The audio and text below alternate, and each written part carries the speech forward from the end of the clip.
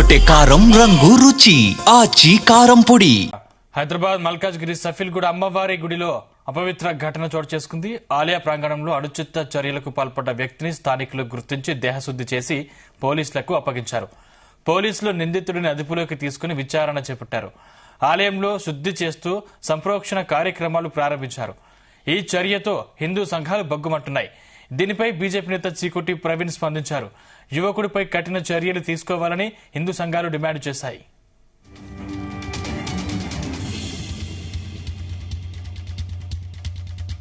నిద్ర లేవగానే సోషల్ మీడియాలో మరి టీవీ ఛానల్లో మరి ఒక్క మతానికి చెందిన మూర్ఖుడు మరి అమ్మవారి ఆలయం దగ్గర మరి మలమూత్ర విసర్జన చేయడం జరిగింది కావాలని. మరి ఈ యదవని పట్టుకొని మన హిందూ సోదరులు గట్టిగా బుద్ధి చెప్పినారు, గట్టిగా దేహశుద్ధి చేసినారు. మరి వీనిపై పోలీసులు ఎలాంటి చర్యలు తీసుకుంటారో మరి వాళ్ళ వేచి చూడాల్సి ఉంది. మరి వీడిని పిచ్చోడని లేదా మానసికంగా వీడు బాగాలేదని మళ్ళీ ఏమన్నా కొత్త కథలు పోలీసులు అల్లుతారా మరి చూడాల్సిన అవసరం ఉంది. మరి వాళ్ళ ఏ గుడి దగ్గర కూడా రక్షణ లేకుంటుంది. నిన్న అయోధ్య మందిరంలో ఒక వర్గానికి చెందిన యువకుడు వచ్చి కాశ్మీర్ నుంచి వచ్చి మరి నమాజ్ చదివే ప్రయత్నం చేయడం జరిగింది. అంటే ఇవాళ మన యొక్క గుడులని ఏ రకంగా టార్గెట్ చేస్తున్నారు, మన యొక్క నమ్మకాన్ని దెబ్బతీసే ప్రయత్నం ఏ రకంగా చేస్తున్నారనేది ప్రజలు హిందూ సోదరులు ముఖ్యంగా గమనించాల్సిన అవసరం ఉన్నది. మరి తెలంగాణలో కాంగ్రెస్ పాలనలో ఇట్లాంటి దారుణాలు చాలా చూసాము. మరి ఇంకా మున్ముందు ఎట్లాంటి దారుణాలు చూస్తామో మరి నాకు ఇంకా తెలియట్లేదు. ముఖ్యంగా పోలీసులు వీళ్ళపై కఠినమైన చర్యలు తీసుకోకపోవడం వల్ల ఇలాంటి యదవలు మరి ఉగ్రవాదులంతా కూడా మరి హిందూ దేవాలయాలపై దాడులకు పాల్పడడం గతంలో చూసాము, ఇప్పుడు చూస్తున్నాం.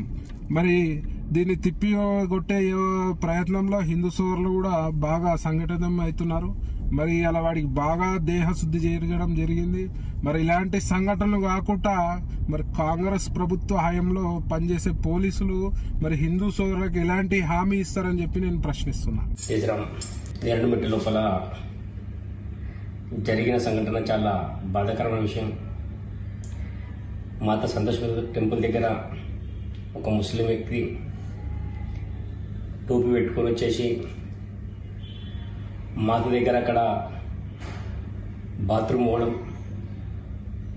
ఒక ప్లానింగ్. ఇది హిందూ టెంపుల్ దగ్గరనే కావాలని చెప్పేసి బాత్రూమ్ పోవడం అంటే ఇది ఒక ప్లానింగ్. ఈ విషయం గురించి నిన్న మా కార్యకర్తలు పెద్ద ఎత్తున 1 గంటల వరకు ధర్నా చేయడం జరిగింది. అదేవిధంగా ఆ వ్యక్తిని అరెస్ట్ చేశారు. అరెస్ట్ చేయడం కాదు, మేము ఒకటే డిమాండ్ ఇస్తాం ప్రభుత్వానికి, పోలీస్ శాఖకు. ఎవడైతే ఈ వ్యక్తి అక్కడ వచ్చేసి హిందూ మందిరాన్ని అవమానించాడో వీడికి ఎవరున్నారు, వీడెవడు, ఎందుకు చేశాడు, దీనిపైన విచారణ జరిపించి వీడిని కఠినంగా శిక్షించాలి. లేకపోతే ఊరుకునే పరిస్థితి లేదు.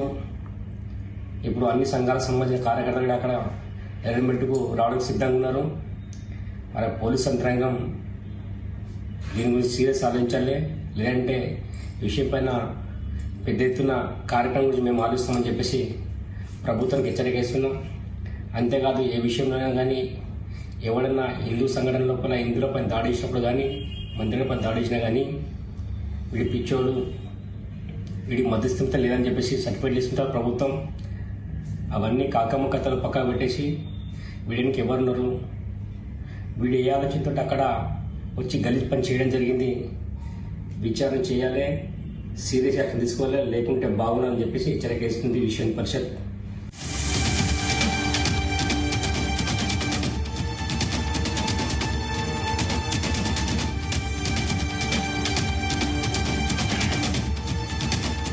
గుమగుమల వంటలే ఎర్రగొట్టే కారం రంగు రుచి ఆచి కారం పొడి.